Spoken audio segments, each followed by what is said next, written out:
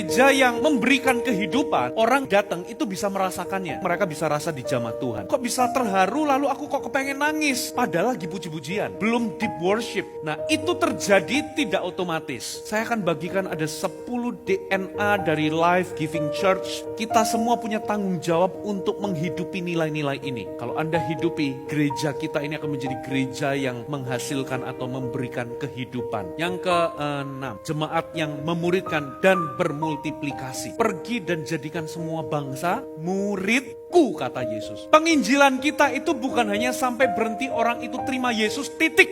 Tidak. Penginjilan kita itu harus menjadikan semua orang itu muridnya Yesus. Itulah sebabnya setiap orang percaya itu dipanggil untuk pergi dan melakukan pekerjaan memuridkan. Nah, bagaimana kalian itu bisa memuridkan dan bermultiplikasi? Kalau pertama-tama kalian itu tidak pernah memutuskan dalam hatimu untuk menjadi muridnya Yesus. Jadi murid Yesus itu keputusan hati. Karena apa? Untuk diselamatkan itu gratis. Tapi untuk menjadi murid Yesus itu ada harga yang harus dibayar. Harga dari menjadi murid itu yang pertama, kalian itu harus mencintai Tuhan lebih dari segala sesuatunya. Yang kedua, kalian harus pikul salib dan sangkal diri setiap hari, bukan setiap minggu. Yang ketiga, kalian harus bisa melepaskan diri dari segala sesuatu. Dari segala yang kalian miliki, hatimu gak boleh nempel. Kalau kalian punya uang yang banyak, boleh. Tapi hatimu gak boleh nempel ke uang. Yang kedua, gimana kalian bisa memuridkan kalau kalian gak pernah membuka diri untuk dimuridkan sama orang. Murid-murid Yesus itu ketika terima perintah go and make disciples, mereka gak kebingungan. Kenapa? Karena mereka pernah dimuridkan oleh Yesus. Makanya saya dorong setiap orang yang datang di tempat ini, termasuk yang baru pertama kali hadir, berikan dirimu dimuridkan. Joinlah CG, kalian akan dikasih seseorang untuk bisa menjadi mentor atau pembimbing rohani bagimu. Yang ketiga, bagaimana kalian bisa memuridkan? Kalian juga harus mau memutuskan untuk menjadi pemimpin. Dengar baik-baik ya. Kalau kalian jadi jemaat Gereja Mawar Sharon, ini ekspektasi dan harapan kita. Kita berharap kalian itu bertumbuh sampai di satu titik kami itu bisa mempercayai kalian jadi pemimpin kelompok sel.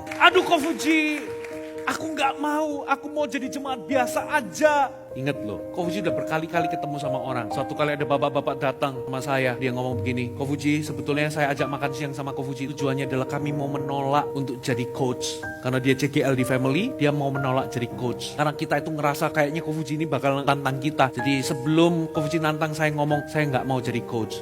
Tapi kok tiba-tiba tadi waktu ibadah ada satu kalimat itu bicara ke kami suami istri. Waktu itu yang khotbah bukan saya padahal. Dan akhirnya kami memutuskan untuk kalau Puji memang mau angkat kami jadi coach, kami mau.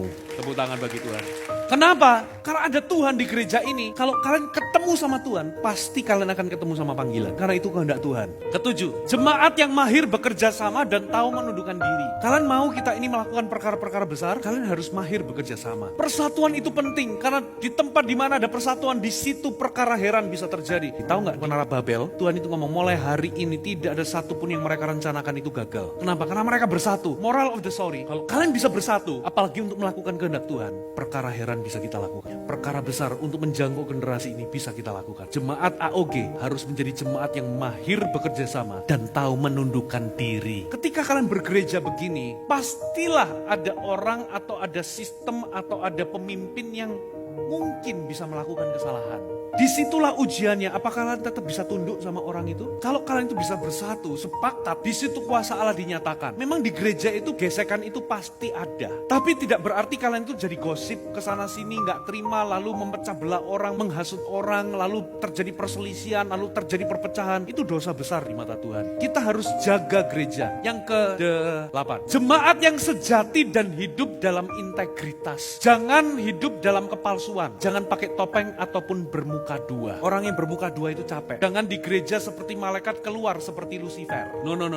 Kalian harus jadi orang yang genuine atau asli. Hidup dalam standar kekudusan yang tinggi. Yang ke-9, jemaat yang senantiasa berubah menjadi semakin baik. Tidak ada gereja yang sempurna. Tidak ada pemimpin rohani yang sempurna. Termasuk tidak ada jemaat yang sempurna. Tapi satu hal yang gak boleh gak ada. Kita semua harus komitmen untuk bertumbuh menjadi lebih baik. Bisa gak? Mungkin kalian kalian mulainya dari -5, it's okay. Tapi bertumbuhlah menjadi -4. Mungkin masih minus, tapi itu progres. Saya pun sampai hari ini juga ingin bertumbuh untuk menjadi pendeta yang lebih baik. Saya masih punya banyak kekurangan loh, tapi saya mau bertumbuh. Ini harus jadi komitmen kita bersama. Saya mau jadi orang tua yang lebih baik. Saya mau jadi pemimpin yang lebih baik. Saya mau jadi suami yang lebih baik. Yang terakhir, jemaat yang hidup dengan semangat memberi. Dimulai dari muda, bahkan sebelum merit, Kofuji itu sudah belajar untuk menabur, belajar memberi. Pertama-tama itu belajar perpuluhan. Kembalikan perpuluhan itu 10%, itu miliknya Tuhan. Kenapa sih kok kita butuh perpuluhan? Perpuluhan itu untuk mendetoks hati kita dari roh cinta uang. Yang kedua adalah persembahan khusus. 2 Korintus berkata, Tuhan itu memberikan kita berkat itu, ada benih untuk ditabur, ada roti untuk dimakan. Dari semua berkat, itu jangan semua dimakan, karena itu ada benih dan ada roti. Kalau kalian makan mangga, jangan dimakan semuanya. Makan dagingnya, bijinya ditanam. Kalian akan punya kesempatan untuk apa? Untuk menuai lebih banyak mangga. Bukan supaya gini, aku nabur begini supaya dapat 30 kali lipat, 60 kali lipat. Itu teori kemakmuran. No, kita menabur itu supaya kita menjadi serupa seperti Yesus. Tuhan Bapa kita itu seorang pemberi.